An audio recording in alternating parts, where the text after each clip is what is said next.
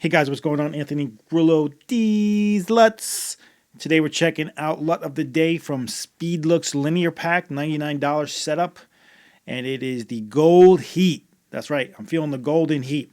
So this is a clip taken with the Panasonic GH4 and the 18 to 35 with the speed booster on it. Basically giving it a somewhere between a 30 and 60, I believe, 1.0 f-stop, which is really, really good and lovely for capturing more light with the GH4, because that is not its strongest feature. That we know. So let's get started without further ado. Let's create an adjustment layer. Yes. Look, see how I created it in 4096. So this is the full 4K, not Ultra HD. This is full Cinema 4096 by 2160. We'll grab that adjustment layer, and I'll show you guys where to locate that as well. You can go in your sequence settings, and it is 4096 by 2160. So while we're here, let's just change it to a 1980 by 1080, 1920, by 1080 timeline. So we can downscale it, makes it a little bit sharper. Click OK. It'll say, "Are you sure?" Now, once you click back on the clip. Now go into motion and just drag this to 50%. See how it's changing? It doesn't do it by itself, so it would have been really zoomed in if you would have left it where it was. So once we have that done, let's bring in our aspect ratio, which you can buy, I believe, or find online for free.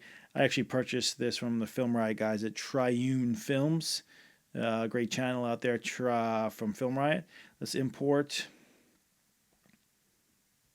Let's hope I can make it through a video today with Premiere not crashing as it so does so often. Now let's grab this and throw this on top. Pull it over. So now what we have is a Cine D, GH4 clip.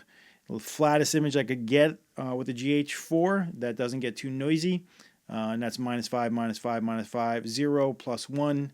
Master pedestal is at +15. No adjustments on the highlights or the shadows. And this is the clip that we have. So let's go into our effects, our video effects. I want effects. Okay, locate our Illumatieri, depending on how you like to say fun words like this, and grab it and throw it on the adjustment, and you'll automatically, your Mac or PC should automatically open up, and this is where the fun begins, trying to locate where that is. So in my Mac, it is located in Applications, and we locate that Speedlooks 4, which is the newest one, I believe, because I just bought it a few weeks ago, into Luts. And this will, no matter what I do, it will not stay open like this. Let's locate our Gold Heat 3528. And let's open that up. And we're going to notice the change right away. We get some golden heat. And it lives true to its name. And let's take a quick little before and after again. This golden heat, I really like it. So let's locate our curves and throw it on the adjustment layer, not on the clip. And this is where everybody, buy one, get one free, PetSmart. Awesome. So this is where you guys can flavor to taste. You can pull down on your curves from the center, make it a little darker, bring it up, make it a little bit brighter. You can mess around with your red channel.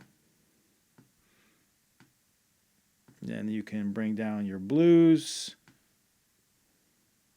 right about there. And then we can turn that on and toggle that on and off by hitting the effects. Not much of a huge change, but a change nonetheless. So this is not a tutorial on how to specifically grade for a certain image. It's more or less to show you guys the process and what the Golden Heat, LUT from Speedlooks actually does to a GH4 Cine D clip. So let's turn that off and turn our RGB curves off, and then turn everything back on. I like to show you guys as we build, as we go. If you have a slower computer and you're playing it back and it's really choppy, you can notice that obviously from the playback. So if you change it from full to say a quarter, you'll lose a ton of resolution, but you shouldn't drop as many frames as you play back. But I'm still dropping frames, but it's a little bit, it's definitely more smooth than what it was.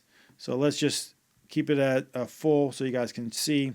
And we'll add some sharpening by going into effects, locating our sharpening. Grab sharpen, throw it on the adjustment layer. I didn't have any sharpening on in the GH4. I usually just go to like 25. And that is all we're going to do with this clip. You guys can, move it around, add brightness, and, if you want to add, say, brightness and contrast, you could drag that on here as well.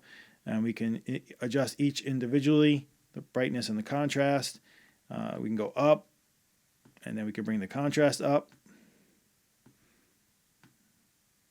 Try to be a little bit equal with these two. There you go. That's close enough for now.